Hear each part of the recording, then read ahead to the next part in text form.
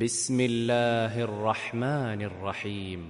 شروع اللہ کے نام سے جو بڑا مہربان نہایت رحم والا ہے۔ الحاقۃ، سچ مچ ہونے والی۔ الحاقۃ، وہ سچ مچ ہونے والی کیا ہے؟ وما ادراک ما الحاقۃ، اور تم کو کیا معلوم ہے کہ وہ سچ مچ ہونے والی کیا ہے؟ كذبت ثمود وعاد بالقارعة، وہی کھڑکھڑانے والی جس کو سمود اور عاد دونوں نے جھٹلایا۔ فأما ثمود فأهلكوا بالطاغية، سو سمود تو کڑک سے ہلاک کر دیے گئے، وأما عاد فأهلكوا بريح صرصر عاتية، رہے عاد ان کا نہایت تیز آندھی سے ستیہ ناش کر دیا گیا۔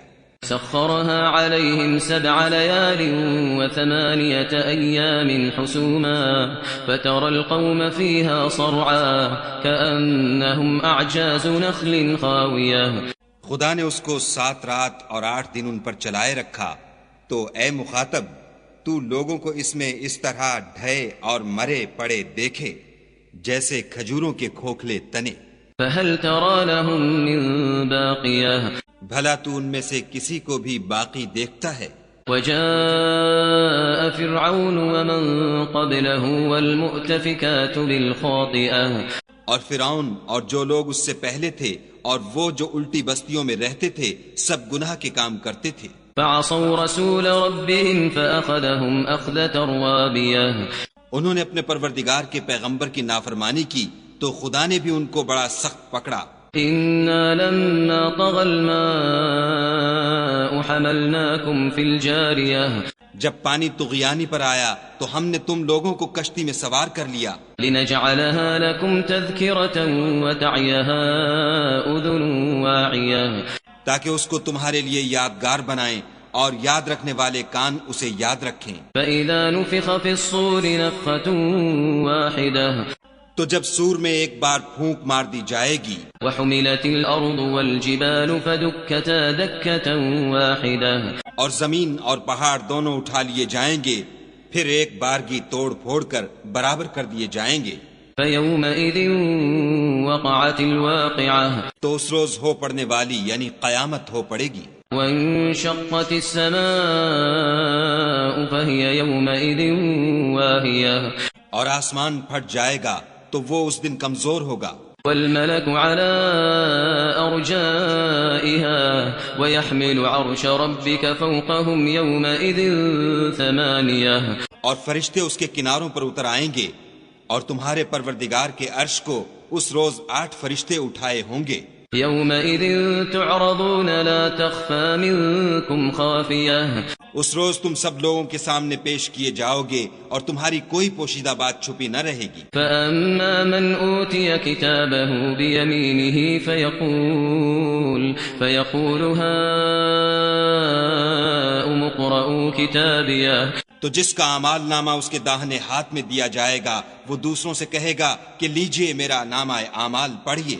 إني ظننت أني ملاق حسابيه، مجھے یقین تھا کہ مجھ کو میرا حساب کتاب ضرور ملے گا۔ فهو في عيشة راضية، پس وہ شخص من مانے عیش میں ہوگا، في جنة عالية، یعنی اونچے اونچے محلوں کے باغ میں، قطوفها دانية، جن کے میوے جھکے ہوئے ہوں گے۔ كلوا واشربوا هنيئا بما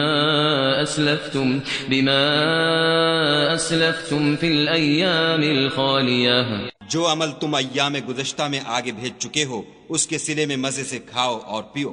وأما من أوتي كتابه بشماله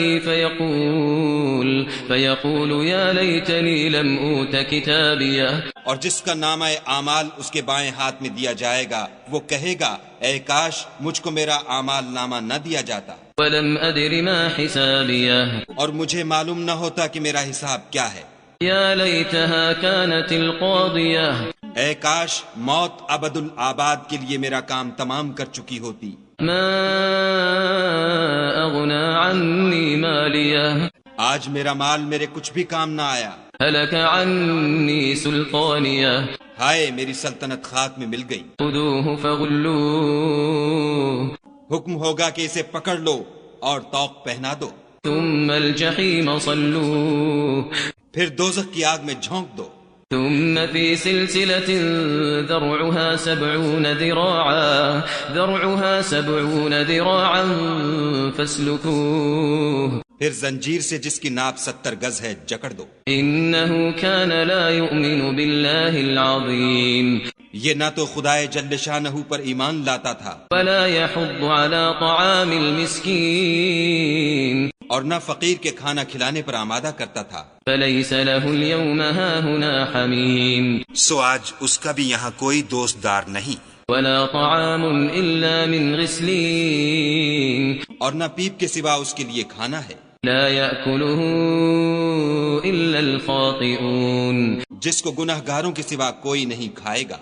فلا أقسم بما تبصرون تو ہم کو ان چیزوں کی قسم جو تم کو نظر آتی ہیں وما لا تبصرون اور ان کی جو نظر نہیں آتی، إنه لقول رسول كريم کہ یہ قرآن فرشتہ عالی مقام کی زبان کا پیغام ہے، وما هو بقول شاعر قليلا ما تؤمنون اور یہ کسی شاعر کا کلام نہیں مگر تم لوگ بہت ہی کم ایمان لاتے ہو، ولا بقول كاهن قليلا ما تذكرون اور نہ کسی کاہن کے مزخرفات ہیں لیکن تم لوگ بہت ہی کم فکر کرتے ہو، تنزيل من رب العالمين یہ تو پروردگار عالم کا اتارا ہوا ہے۔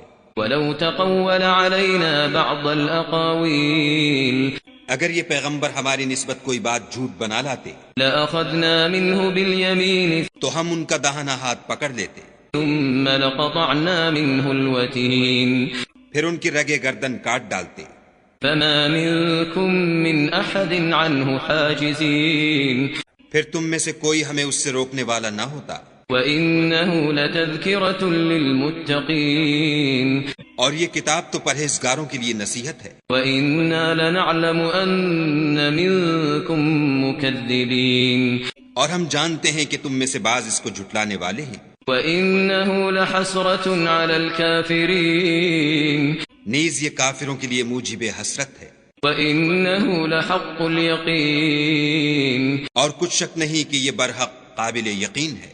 فَسَبِّحْ بِاسْمِ رَبِّكَ الْعَظِيمِ سو تم اپنے پروردگار عز و جل کے نام کی تنزیہ کرتے رہو۔